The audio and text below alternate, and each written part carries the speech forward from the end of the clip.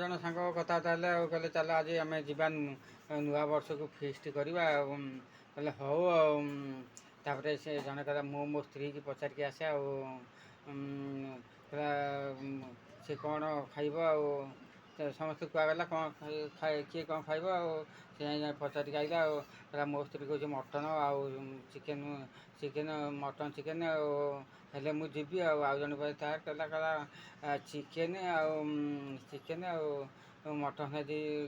ଖାଲି ଚିକେନ୍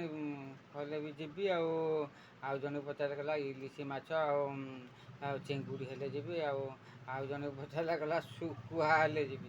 ନହେଲେ ଯିବିନି ଆଉ ଜଣେ କହିଲା ଅଣ୍ଡା ଭଜା ଶୁଖୁଆ ତରକାରୀ ଆଉ ମଟନ୍ ହେଲେ ଯିବି ଆଉ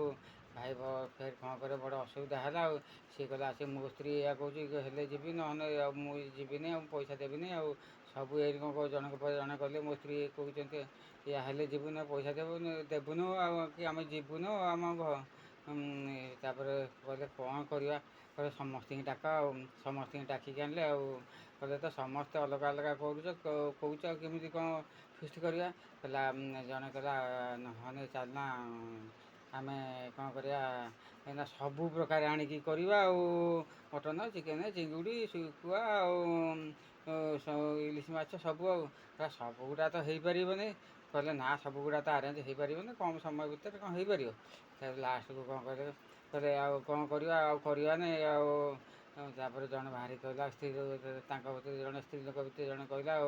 କହିଲା ଆଉ ନା ଆଉ କିଛି କରିବାନି ଆଉ ଚାଲ ଡାଲମା ଭାତ ଖଟା କରି ଖାଇଦେବା ଆଉ ଭାଇ ଗଲେ ଫେରେ ଡାଲମା ଭାତ ଖଟା କରିକି ଆସି ଖାଇଲେ ଆଉ କହିଲେ ନା ଏସବୁ ଠିକ୍ ଅଛି ଆଉ ମଟନ୍ ଚିକେନ୍ ଚିଙ୍ଗୁଡ଼ି ମାଛ ଆଉ କରିବାନି।